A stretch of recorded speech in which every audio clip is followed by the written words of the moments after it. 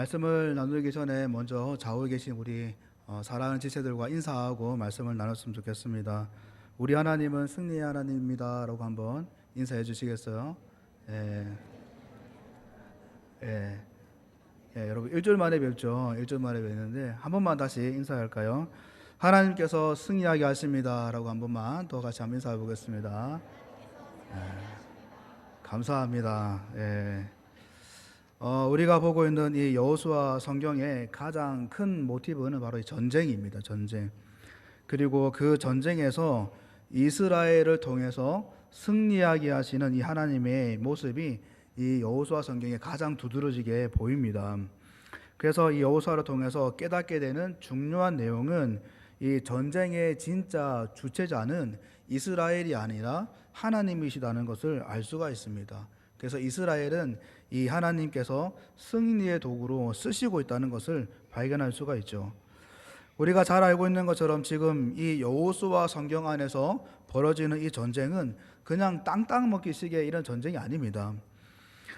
이스라엘 백성들을 그냥 기 살려주려고 백성들을 떵떵거리게 하려고 하는 그게 아니죠. 이 우상과 제약이 득실거리는 하나님에 대한 무지가 너무나 가득한 이 땅 가운데에 이 이스라엘을 통해서 또 하나님을 예배하고 하나님의 정의와 공의가 통용되는 그 하나님의 나라, 전쟁에 승리하게 하심을 통해서 그 하나님 나라를 세우시는 이 하나님의 고시적인 이 움직임이 이 성경 안에 보입니다. 이러한 내용은 우리에게 너무나 중요한 메시지를 던져주는 겁니다. 우리가 이 세를 살아가면서 지금 이스라엘처럼 무기 들고 갑옷 입고 이런 육정인 그 혈전을 벌이고 있지는 않지만은 이 가나안과 같은 이 세상, 정말 영적인 이 가나안 땅에 우리가 속해 있고 또 가정에 속해 있고 직장에 속해 있는 여러 삶의 현장 가운데 속해 있는데 그 가운데에 정말 치열한 이 영적인 전투들을 우리가 치르고 있는데 하나님께서 이 이스라엘 백성을 통해서 기대하시고 이끄시는 것처럼 저와 여러분을 통해서 이 삶의 현장 가운데에 그런 치열한 영적인 전쟁을 벌이고 있는 저와 여러분들에게 이 하나님의 승리를 맛보게 하기 원하시고 저와 여러분을 통해서 하나님 나라를 세우기 원하시고 어떻게 보면 이렇게 저와 여러분들을 세상 속에 파송하는 그런 의미도 있는데 그런 상황 가운데에 우리가 어떻게 승리를 할 수 있는지 또 전쟁의 주관자 되신 하나님께서 우리를 통해서 어떻게 승리로 이끌어 가시는지 어떻게 하나님 나라를 세우시는지 그 하나님께 쓰임받기 위해서는 우리는 어떻게 해야 되고 무엇이 필요하고 어떤 자세로 있어야 되는지를 이런 원칙들을 배울 수 있는 것이 이 여호수아 성경입니다. 오늘 본문의 상황은 아마 여러분들도 잘 아는 그런 상황일 거라고 생각이 듭니다. 이스라엘은 이 가나안의 첫 성인, 첫 관문인 여리고 성도 멋지게 무너뜨리고 차지했어요. 그리고 아이 성도 두 번째로 차지했습니다. 그래서 가나안 땅에 지금 이스라엘 명성이 점점 더 높아지고 있고 위협의 대상으로 정말 무서운 대상으로 지금 이 부각이 되고 떠오르고 있습니다. 그래서 아이성 근처에 이렇게 거주했던 이 기브온 민족은 다음 차례가 자기 차례인 것을 알고 이스라엘에 대해서 전략을 펼칩니다. 어떤 전략을 펼쳤을까요? 속임수로 써서 이스라엘과 화친을 맺는 그였는데 대성공을 했습니다. 물론 나중에 다 들통이 나서 또 하나님이 이 일 때문에 이스라엘 백성들을 엄청 꾸중하시고 그렇게 하셨지만은 어쨌든 이 기브온 민족의 입장에서는 한시름 놓은 겁니다. 꼼짝없이 죽겠구나 싶었는데 이 살 길이 열려진 거죠. 그런데 이 기브온이 이스라엘과 화친을 맺었다는 이 소문이 이 가나안 전역에 퍼지게 되자 가나안에 남아있는 이 민족들은 더 긴장을 하게 되고 더 벌벌 떨게 됩니다. 그리고 또 이렇게 그렇게 긴장할 수밖에 없는 게 전략적으로 보면은 이 이스라엘 백성들이 여리고를 치고 아이를 치고 그리고 기브온을 흡수한 이 경로가 사실은 가나안 땅의 허리에 해당됩니다. 허리. 그래서 이스라엘이 지금 가나안 땅의 그 허리를 끊어버린 거죠. 우리 6.25 전쟁 때 이 적군들이 이 부산까지 막 밀려오고 진군하고 그래 내려왔을 때 메가더 장군이 펼쳤던 기가 막힌 작전이 있지 않았습니까? 인천 상류 작전. 이 작전의 성공으로 대세가 완전히 뒤바뀌어졌습니다. 그때 노렸던 게 바로 이 허리를 치는 거였죠. 허리를 치는 거. 지금 여호수아와 이스라엘이 가나안의 허리를 치고 있는 거예요. 원래도 이 이스라엘 백성으로 이렇게 대세가 좀 기울었지만은 이제 가나안 전체가 이스라엘에게 이제 먹히게 된 겁니다. 그 두려움에 이 가나안은 이 연합군을 형성합니다. 남쪽에 5 왕이 모여서 이스라엘을 대항하는 연합군을 조성을 합니다. 그리고 그 첫 타격으로 이 기브온 민족을 타격으로 삼아요. 어떻게 보면 가나안 입장에서 보면 이 기브온 민족은 이 가나안의 이 배신자라고도 볼 수 있는 그런 모습이 있습니다. 가나안에게 등을 돌리고 이스라엘 백성들에게 이렇게 아부해서 화친을 맺은 이 모습을 보고 이 기브온을 정말 첫 타겟으로 삼고 공격에 들어가는 거죠. 그래서 여호수아 10장 3절 4절에는 이렇게 기록이 되어 있습니다. 예루살렘 왕 아도니 세덱이 헤브론 왕 호함과 야르뭇 왕 비람과 라기스 왕 야비야와 에글론 왕 드빌에게 보내어 이르되 내게로 올라와 나를 도우라. 우리가 기브온을 치자. 이는 기브온이 여호수아와 이스라엘 자손과 더불어 화친하였습니다 하매 라고 기록이 되어 있어요. 그래서 이 가나안 남쪽 5 왕들이 연합군을 만들어서 기브온을 공격해서 가나안 안에 이제 전쟁이 벌어지고 있는 겁니다. 그러자 기브온은 이스라엘과 화친했던 이 화친을 붙잡고 여호수아에게 도움을 요청하죠. 여호수아 10장 6절 7절에 이렇게 기록되어 있습니다. 기브온 사람들이 길갈 진영에 사람을 보내어 여호수아에게 전하되 당신의 종들 돕기를 더디하지 마시고 속히 우리에게 올라와 우리를 구하소서. 산지에 거주하는 아모리 사람의 왕들이 다 모여 우리를 치나이다 하매 여호수아가 모든 군사와 용사와 더불어 길갈에서 올라가니라. 이 전쟁 5대2의 전쟁입니다. 그런데 결론은 우리가 잘 알듯이 이스라엘의 승리로 돌아갑니다. 5대2의 싸움이기 때문에 결코 쉽지 않은 싸움이 있을 거예요. 어떻게 보면 수적으로 보면은 정말 승산이 없는 싸움이라고 볼 수도 있습니다. 이길 수 없는 싸움이죠. 그러나 이게 승리했습니다. 승리했어요. 여러분 어떻게 승리했을까요? 하나님이 개입하신 거죠. 하나님의 주관이 있었습니다. 그래서 10장 11절에 이렇게 기록되어 있습니다. 그들이 이스라엘 앞에서 도망하여 벳 호론의 비탈에서 내려갈 때에 여호와께서 하늘에서 큰 우박덩이를 아세가에 이르기까지 내리심에 그들이 죽었으니 이스라엘 자손의 칼에 죽은 자보다 우박에 죽은 자가 더 많았더라라고 기록이 되어 있습니다. 하나님께서 우박을 내리셔가지고 적들을 치시는 거예요. 그래서 칼에 죽은 사람보다 우박에 죽은 사람이 더 많다고 기록되어 있습니다. 분명 하나님께서 개입하신 겁니다. 그리고 오늘 본문에 10장 13절 14절에도 이렇게 기록되어 있어요. 태양에 머물고 달이 멈추기를 백성의 그 대적에게 원수를 갚기까지 하였느니라. 야살의 책에 태양의 중천에 머물러서 거의 종일토록 속히 내려가지 아니하였다고 기록되지 아니하였느냐. 여호와께서 사람의 목소리를 들으신 이 같은 날은 전에도 없었고 후에도 없었나니 이는 여호와께서 이스라엘을 위하여 싸우셨음이니라. 하나님이 태양과 달을 정지시켰었어요. 전쟁의 기세를 끝까지 밀어붙여서 승리를 이끄신 겁니다. 여호와께서 이스라엘을 위하여 싸우셨다. 하나님이 주도하시는 겁니다.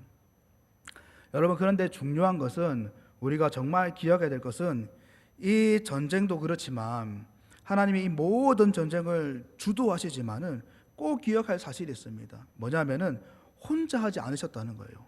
혼자 하지 않으셨다는 거예요. 꼭 반드시 이 이스라엘을 통해서 전쟁을 치르시고 승리로 이끄셨다는 겁니다.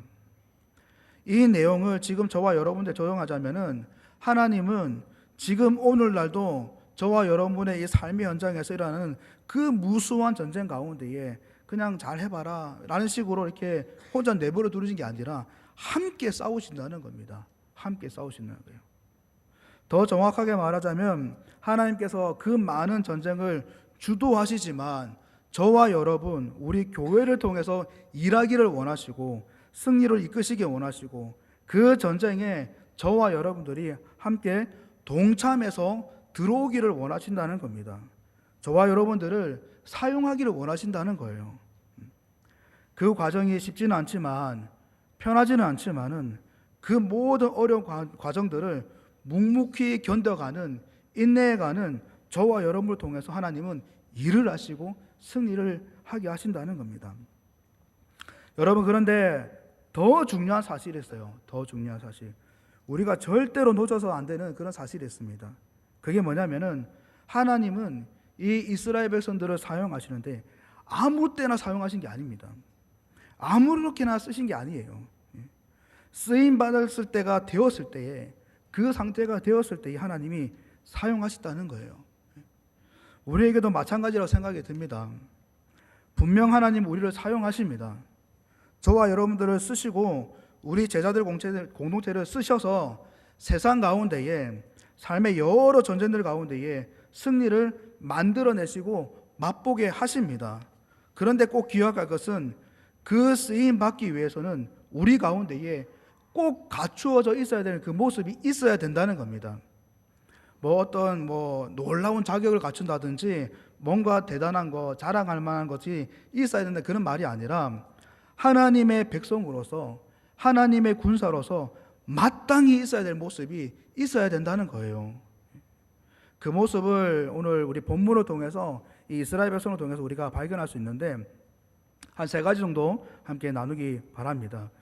첫 번째로 이 여호수아와 이스라엘은 하나님에 대한 존중함이 있었습니다. 존중함. 여호수아 10장 7절에 이렇게 기록이 되어 있습니다. 여호수아가 모든 군사와 용사와 더불어 길갈에서 올라가니라. 분명 기록에 여호수아와 이스라엘 모든 군사가 모든 용사가 모든 병력이 다 지원되고 동원이 됩니다. 여러분, 그런데 상식적으로 생각할 때에 과연 이스라엘이 이렇게 모든 병력을 동원할 필요가 있을까라는 의문이 들기도 해요. 그리고 지원할 것 같으면 지금 길갈에 이스라엘 백성이 다 거주하고 있는데 거기에는 부녀자들도 있을 것이고 어르신들도 있을 것이고 자녀들도 있을 것인데 그들을 남겨두고 모든 군사가 동원되면은 이들은 어쩌라고 라는 생각이 들 수도 있어요. 그래서 굳이 지원을 갈 것 같으면 반쯤은 남겨두고 반만 지원하면 되지 않을까, 그게 맞지 않나 라고 이렇게 거론이 될 수 있습니다. 사실 그리고 이렇게 지원할 필요가 없어요. 사실 왜냐하면은 이 지원이 정당하지 않다라고 판단될 수 있기 때문입니다. 왜냐하면은 지금 기브온이 이스라엘에게 지원 요청한 그 근거는 화친을 맺은 거였어요. 조약을 맺은 거. 그런데 그 조약 자체가 사실 정당성이 현저하게 떨어지는 내용입니다. 왜냐하면 기브온이 이스라엘을 속여서 거짓말로 맺은 계약이기 때문에, 화친이기 때문에 그럴 수 있는 거예요. 왜 우리가 집계약을 할 때도 사기로 계약한 문서는 무효가 되지 않습니까? 효력이 없는 거고, 쓸모가 없는 것처럼 사실은 이 화친이 얼마든지 무효라고 이렇게 말할 수 있는 부분이 있습니다. 그리고 조금 냉정하게 본다면은 전쟁이 장난도 아니고 사람이 목숨이 왔다 갔다 하는데 분명히 병력의 손실이 있을 터인데 사실 이게 이스라엘 백성 입장에서는 내 일도 아니고 그냥 사기쳐서 맺은 약속 때문에 자신의 병력들을 다 소진한다는 게 좀 부당하다라고 생각이 들 수도 있어요. 그리고 지금 이스라엘도 이 전쟁만 끝하고 그런 게 아니라 계속해서 또 전쟁을 치러야 되는데 여기서 병력을 잃는 것이 사실은 정말 어리석은 짓이라고 볼 수도 있습니다. 그래서 얼마든지 이 기브온 민족들에게 거짓말로 한 화친이기 때문에 없었던 걸 할 수 있다. 그래서 우리는 도와줄 수 없다. 내 코도 석자다 라고 알아서 해라 라고 할 수도 있는 부분이에요. 그런데 여호수아는 이스라엘은 지원합니다. 총 병력을 동원해서 지원합니다. 있는 힘껏 동원합니다. 최선을 다해서 기브온을 도와주고 지원합니다. 왜 그럴까요? 왜 그럴까요? 얘들이 바보라서 그럴까요? 왜 그럴까요? 여호수아 9장 19절에 이렇게 기록이 되어 있습니다. 모든 족장이 온 회중에게 이르되 우리가 이스라엘의 하나님 여호와로 그들에게 맹세하였은즉 이제 그들을 건드리지 못하리라. 이스라엘이 이 기브온과 맹세할 때에 무엇으로 맹세했습니까? 이스라엘 하나님 여호와로 맹세한 거예요. 이스라엘 비록 이 기브온의 속임수로 화친을 맺었지만, 기브온이 거짓말로 해서 이 이스라엘이 화친을 따냈지만, 이스라엘은 그 화친을 누구를 걸고 맹세한 겁니까? 하나님을 걸고 맹세한 거예요. 하나님을. 즉 이 약속에는 지금 하나님의 이름이 걸려 있는 겁니다. 하나님의 이름이. 동기가 불순하고 사실 정의롭지 못하지만은 실수로 눈치 못 채서 이 맺은 그런 어리석은 그런 약속이지만은, 분명한 것은 이 약속에는 하나님의 이름이 걸려 있어요. 하나님이 걸려 있다는 겁니다. 그래서 총력을 다하는 거예요. 기분이 예뻐서 그런 게 아니라 하나님 때문에 지금 총력으로 지원하는 겁니다. 하나님이 걸려있기 때문에 이 약속을 그냥 파기하라고 할 수 없는 거예요. 그렇기 때문에 쉽게 처신할 수 없는 겁니다. 최선을 다해서 지키는 거예요. 하나님이 걸려있기 때문에. 하나님의 이름이 먹칠되면 안 되잖아요. 안 되잖아요. 여러분, 저와 여러분도 하나님 때문에 사는 존재입니다. 믿으십니까? 교회도 하나님 때문에 존재하는 거예요. 저와 여러분들이 세상 속에 사는 것은 그냥 잘 먹고 잘 살라고 던져진 게 아니라, 직장 속에 있는 것은 그냥 돈 벌고 생기 위해서 던져진 게 아니라, 가족 속에 우리 있는 것은 그냥 우리 가족, 우리 새끼 뭐 이렇게라고 있는 것이 아니라 하나님 때문에 있는 거예요. 하나님 때문에. 그곳에서 일하시는 하나님을 붙들고 그 하나님과 함께 하나님의 나라를 세우라고, 하나님에 대해 깊은 존중으로 살아가는 저와 여러분을 통해서 하나님을 나타내라고, 살아계신 그 하나님을 드러내라고, 하나님 때문에 사는 인생이 얼마나 능력 있고 얼마나 존귀한 건지 보여주라고 던져진 거예요. 여러분, 교회가 왜 있을까요? 이 지역 가운데에 하나님 나타내라고 있는 거예요. 하나님의 그 이름을 높이라고 있는 거예요. 그 존귀하신 그 하나님의 이름을 드러내라고 있는 겁니다. 우리가 왜 예배에 목숨 걸어야 될까요? 설교자는 말씀을 전하는 게 생명을 거는 이유가 뭡니까? 예배자가 예배를 드리는데 예배의 장소로 들어오는 것부터 예배의 모든 순서 가운데에 정말 마음을 다하고 모든 것을 쏟아야 되는 이유가 뭘까요? 찬양을 담당하시는 분이 찬양을 드림에 있어서 최선을 다하고 준비를 해서 최고의 것을 드려야 되는 그 이유가 뭡니까? 예배를 섬기는 분들이 모든 것을 쏟아서 섬기고 헌신해야 되는 그 이유가 뭘까요? 하나님 때문인 거예요. 하나님 때문인 거예요. 예배는 하나님께 드리는 거기 때문에 그러는 거예요. 예배가 내가 받는 게 아니라 하나님께 드리는 거기 때문에 목숨 걸고 하는 겁니다.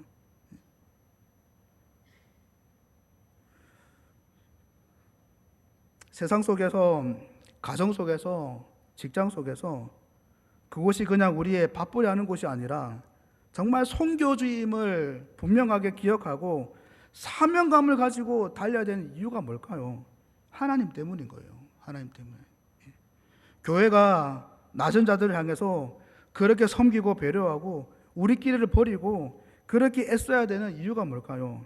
하나님 때문인 거예요. 하나님 때문. 이 모든 것을 통해서 하나님께 영광 돌리고 하나님을 높이고 하나님의 이름을 올려드리기 위해서 그런 겁니다. 그래서 사도 바울은 고린도전서에 가슴을 치며 이렇게 도전하고 권면합니다. 고린도서 10장 31절에 이렇게 얘기를 해요. 그런즉 너희가 먹든지 마시든지 무엇을 하든지 다 하나님의 영광을 위해서 해라고. 영광을 위해서 해라고. 저와 여러분들은 하나님의 이름 걸고 사는 인생이에요. 그래서 저와 여러분들에게 붙여진 영광스러운 또 다른 이름이 있습니다. 그게 뭘까요? 성도요. 성도. 하나님의 그 고귀한 거룩한 성품이 담겨있는 그 이름. 정말 하나님으로 살아가는 이 무리의 그 거룩함이 있는 그 이름, 성도.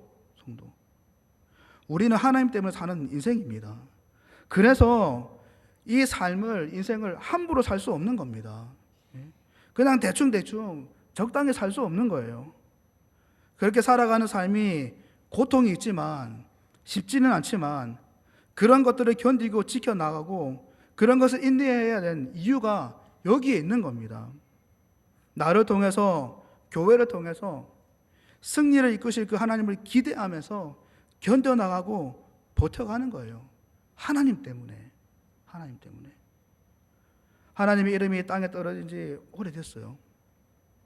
하나님이 너무나 값싸게 변해버린 지 지금 현실 가운데 너무나 많이 일어나고 있습니다.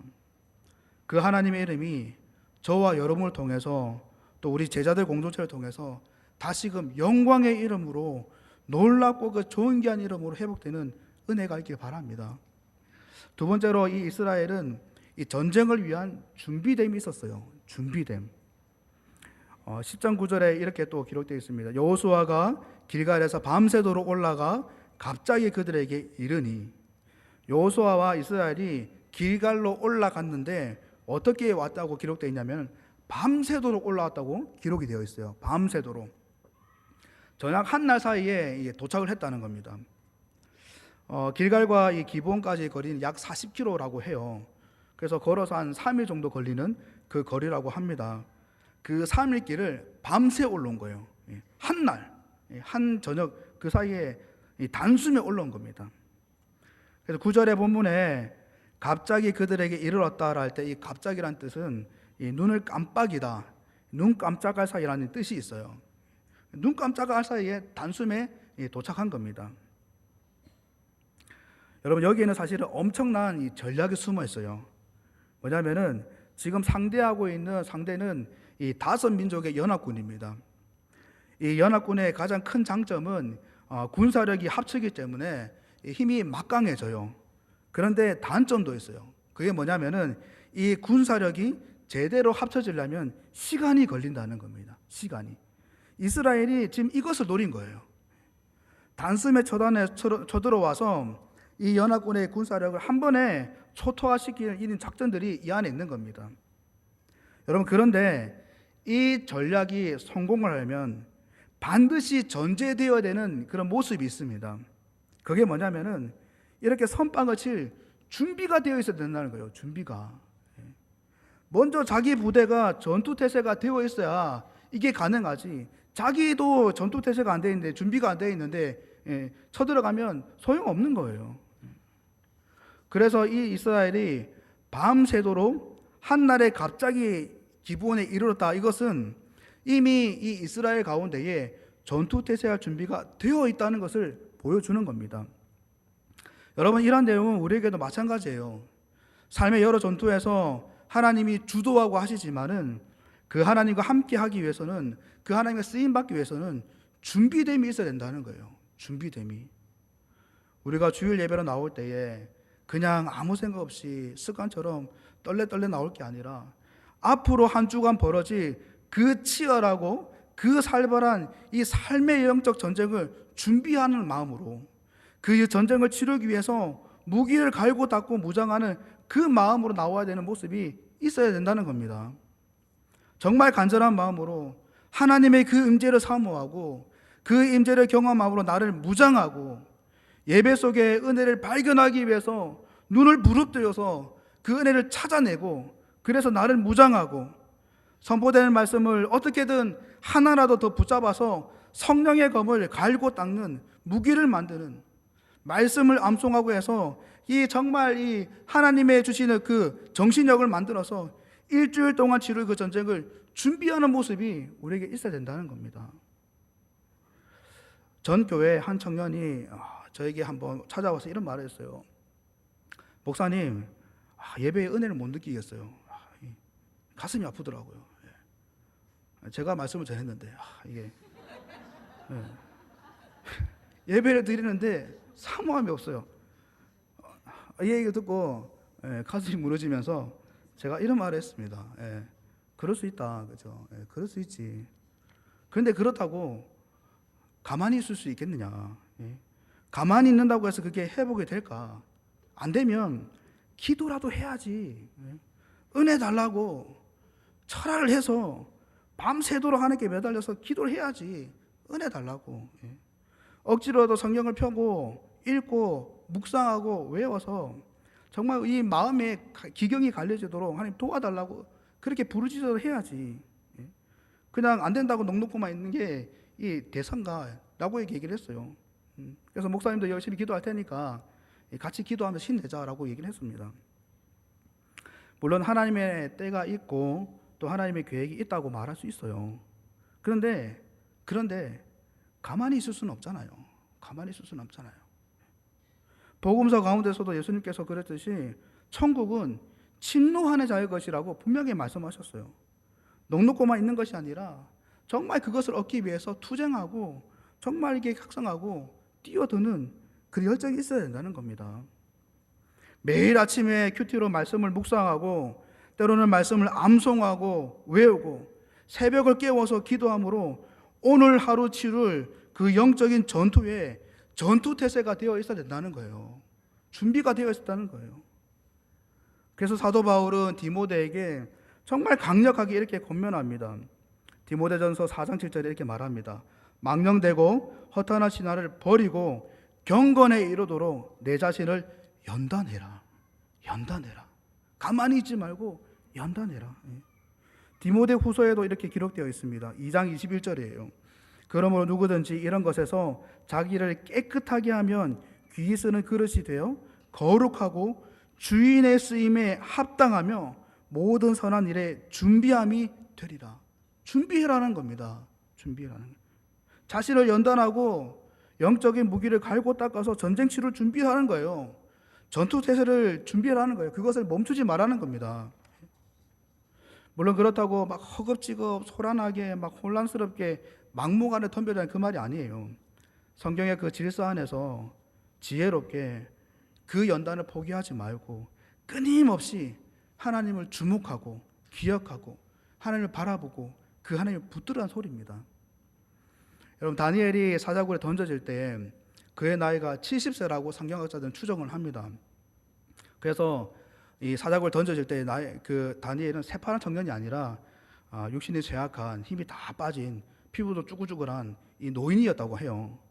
그런데 놀라운 것은 그 사자굴에서 하나님의 그 역사하심을 위해서 다니엘이 놓치지 않은 것이 있었어요. 포기하지 않은 것이 있었습니다. 끊임없이 갈고 닦는 것이 있었어요. 그게 뭘까요? 기도였습니다. 기도. 다니엘서 6장 10절에 이렇게 기록되어 있습니다. 다니엘이 이 조서에 왕의 도장이 찍힌 것을 알고도 자기 집에 들어가서는 윗방에 올라가 예루살렘을 향한 창문을 열고 전에 하던 대로 하루 3번씩 무릎을 꿇고 기도하며 그의 하나님께 감사하였더라. 전에 하던 대로 하루에 3번씩 무릎을 꿇었다고 해요.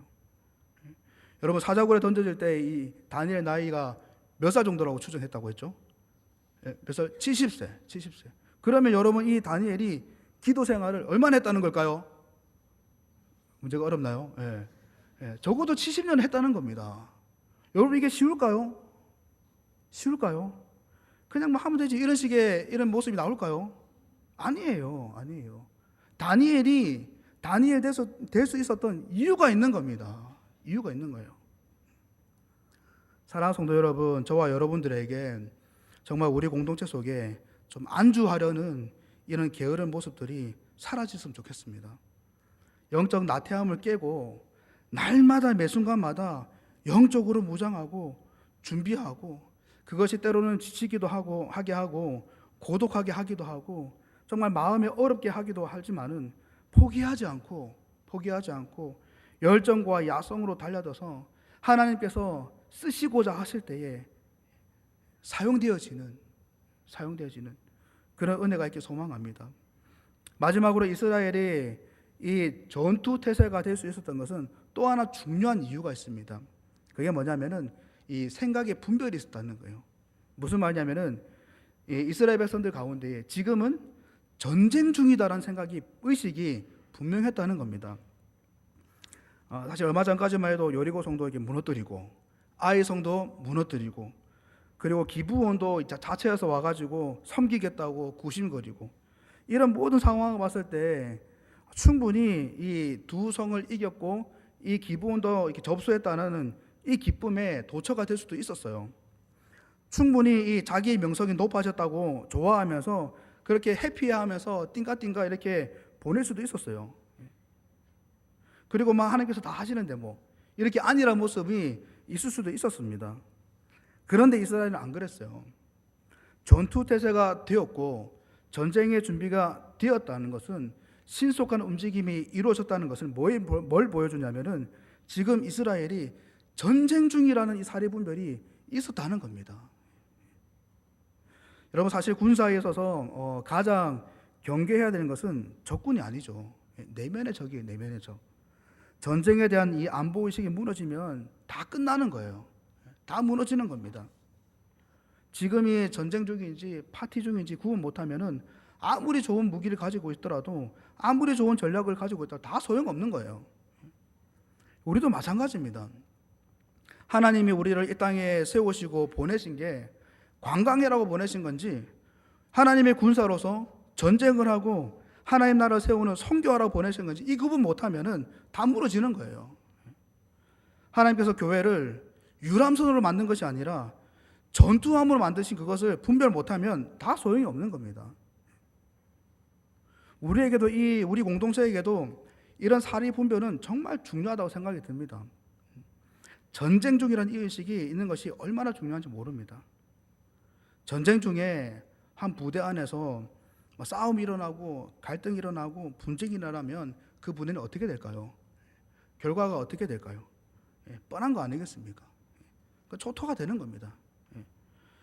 전쟁 중에는 그 부대 안에 때로는 아쉬움도 있고 서운함도 있고 하긴 하지만은 지금 그것 때문에 싸울 때가 아니에요. 적들이 죽이겠다고 난리 나는데 지금 목숨이 왔다 갔다 하는 상황인데 어떻게든 마음을 함께 모아가지고 품어서 하나가 되어서 적을 향해서 돌진해야 될 때인 거예요. 서로 부족한 것을 채워주면서 도와주면서 멤버십을 강화시키고 그 군대로서 군사력을 강화시키는 게 우선인 거예요. 여러분 혹시 그 전투식량 한번 드셔보셨습니까? 저는 한번 먹어볼 기회가 있어서 먹어봤는데 전 교회 이제 단기 선교를 중국 운남성으로 갔었는데 거기서 중국 전투식량을 먹었었거든요. 진짜 맛없습니다. 제가 저도 사실 입맛이 그렇게 까다로운 게 아니라서 웬만한 거 다 잘 이렇게 맛있게 먹거든요. 진짜 못 먹겠더라고요. 전투 중에 이 전투식량 먹으면 식사할 때 와 진짜 맛없다. 이거는 이래서 안 되고 저것은 저게 없네. 이 맛이 왜 이럴까? 이렇게 할 때가 아닌 거예요. 살기 위해서 전쟁을 치르기 위해서는 어떤 음식이라도 지금 가리지 말고 섭취해서 건강해서 힘을 내야 할 때인 거예요. 사랑하는 성도 여러분, 저와 여러분들에게 이런 분별이 정말 건강하게 살아있을까요? 지금 이 시대에 막 교회가 무너지고 복음이 너무나 값싸게 지불되는 이런 현실 가운데에 영적인 이런 너무나 큰 대적들이 우글우글대는 이 시대 가운데에 이 시대를 보면서 얼마나 건강한 분별이 우리 안에 있고 그것을 분별하면서 움직이고 있습니까? 말씀을 맺어갑니다. 하나님께서 저와 여러분들 우리 제자들 공동체를 쓰시고자 하십니다. 그 많은 전쟁들 가운데에 우리를 통해서 승리를 허락하고자 하십니다. 승리의 하나님을 이렇게 나타내고자 하세요. 이는 단순히 그냥 우리를 종처럼 부글러 먹으려고 그런 게 아니라 때로는 또 우리 안에 이런 생각이 들 수도 있습니다. 안 그래도 사는 것도 힘든데 그냥 하나님이 짠 알아서 다 해주면 안 되겠냐 이런 마음도 우리에게 들 수는 있어요. 하나님이 능력이 없어서 그런 게 아닙니다. 우리를 못 써먹어서 안 달라서 그러신 것도 아니에요. 하나님은 그 하나님의 승리를 함께 맛보고 싶으신 거예요. 하나님께서 이끄시는 그 놀라운 승리를 우리와 함께 나누어 주고 싶어 하시고 함께 누리고자 하시는 겁니다. 그래서 그 동력자로 저와 여러분들 부르시고 함께 일하는 거예요. 여러분, 승리의 그 기쁨과 한이는 사실 누가 전쟁을 하느냐, 누구의 싸움이냐에 따라서 이 승리의 감격이 질적으로 달라집니다. 깊이와 또 무게가 달라지는 거예요.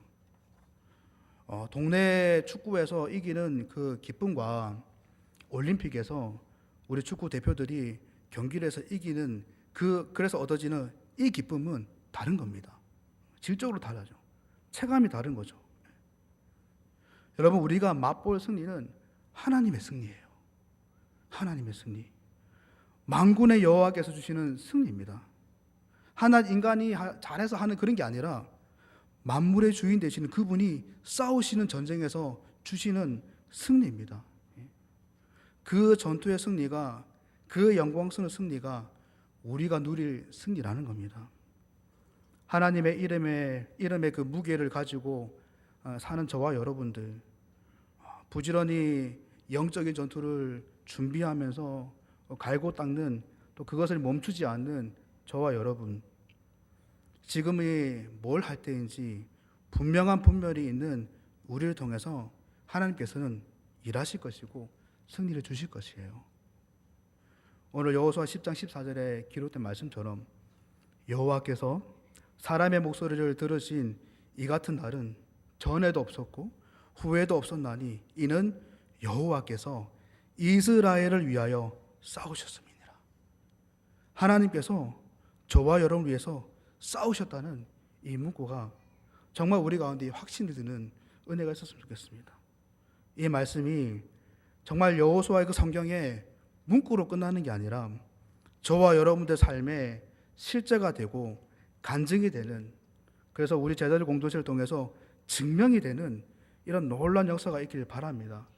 그 승리의 하나님을 위해서 저와 여러분들 삶의 현장, 우리 교회가 위치한 이 지역 가운데에 하나님의 나라, 그 영광스러운 하나님의 나라가 견고히 세워지는 그 역사가 풍성하길 주님의 이름으로 간절히 축원드립니다. 함께 우리 찬양하겠습니다. 찬송가